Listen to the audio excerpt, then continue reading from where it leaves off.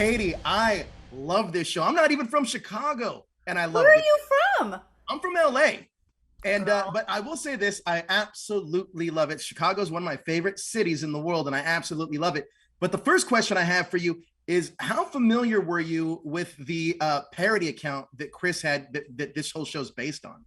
So I've known Chris forever. And so I knew about it, and a lot of the other people who worked on the show knew about it. And so we kind of would interact with Diane. A lot of times it sort of felt weird because it seemed like we were like yelling at this middle-aged woman. Yeah, so I knew all about it. I love it. I love it. And a Now lot of this people a lot of people thought it was me. Like I think people just assumed it was me. I was like, it's not me.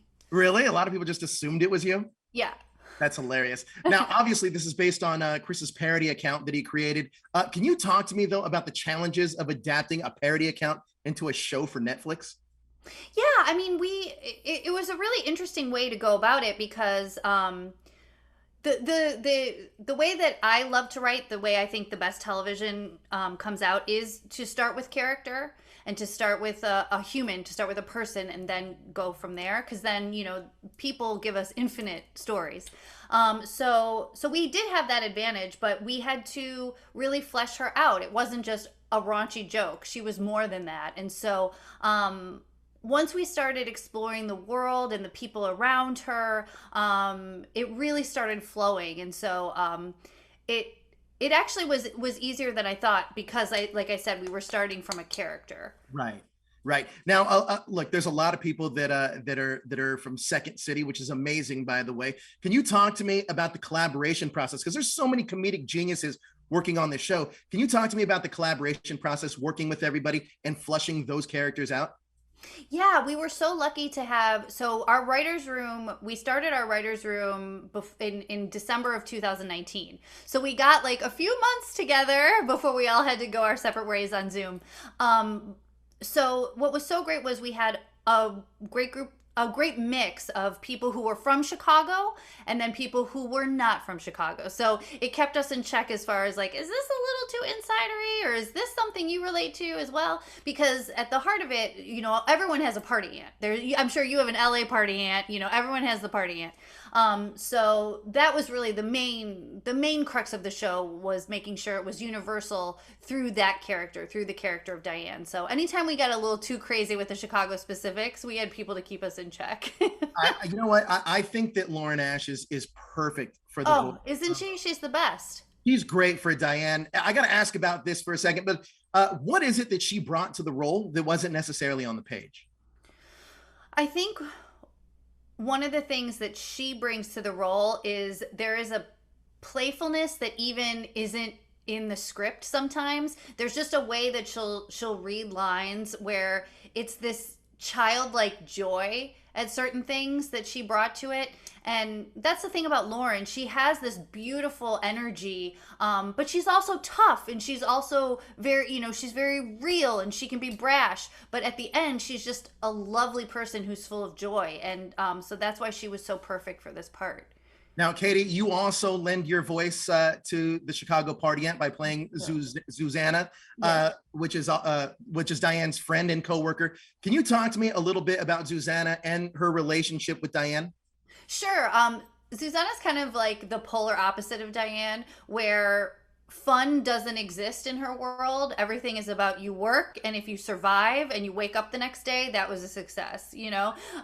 So she's that hard worker who takes 14 buses to get to work and is still there early, whereas Diane lives down the street and is showing up 2 hours late. So she's very diametrically opposed to Diane in that sense. But they're still friends, and she can be very blunt and harsh and keep Diane in check, but in the end it's all love. Now they both have a new owner at the haircut place they work at called the Burrow now, and that character Gideon is played by RuPaul. How did that come about? And RuPaul's such a perfect fit for this show as well. Just brilliant. Perfect. Yeah, we we wanted RuPaul. I mean, that was like exactly who we wanted, and we were able to work it out. So we're just so lucky that they were willing to work with us, and we had so much fun. Oh my gosh, recording with RuPaul is as wonderful and insane and fun and raunchy as you think it would be. Diane has so many amazing quotes in this show. Stay positive, but test negative. If life gives you lemons, then make hard lemonade. What are some of your favorite quotes of Diane's? I think I love when I love tits up, tits out. What are you gonna do? Because to me that just means everything. You can't control on everything. You can't control everything. The only thing you can control is you. So it's sort of like your tits can be up, your tits can be out, but either way, what are you gonna do? You have to just roll with it. So, but she's definitely a very quotable woman. Absolutely, absolutely. Now, this show is hilarious, but surprisingly has a ton of heart. Diane, for all of her flaws, is a good person and has a ton of heart. What are you hoping audiences take away from the Chicago party at? That was really important to us. We really wanted to make sure that at the end, this is a show about love and loving the people that love you back and trying to make the most of each day.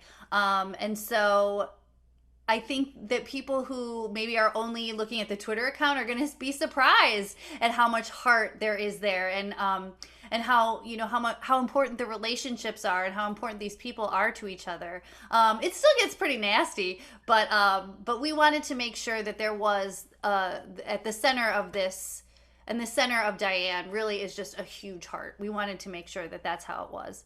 Absolutely, and I love her relationship with Daniel. I think it's with her nephew. It's so cute, and so cute. That's a relationship that we don't really see a lot, but we all have that auntie or uncle relationship, whether it's with our real family or with a friend, or and so it's really interesting to see that relationship play out, where it's someone who you're related to, but it's not your parents, but it's your friend, but it's still your family. And thank you. We're really excited to see that relationship play out too. Absolutely. Now, are there any other famous Chicagoans that you'd like to see appear on the show that haven't already? Well, I would probably want to see Justin Fields, who is my QB1. Maybe he could be on there someday soon.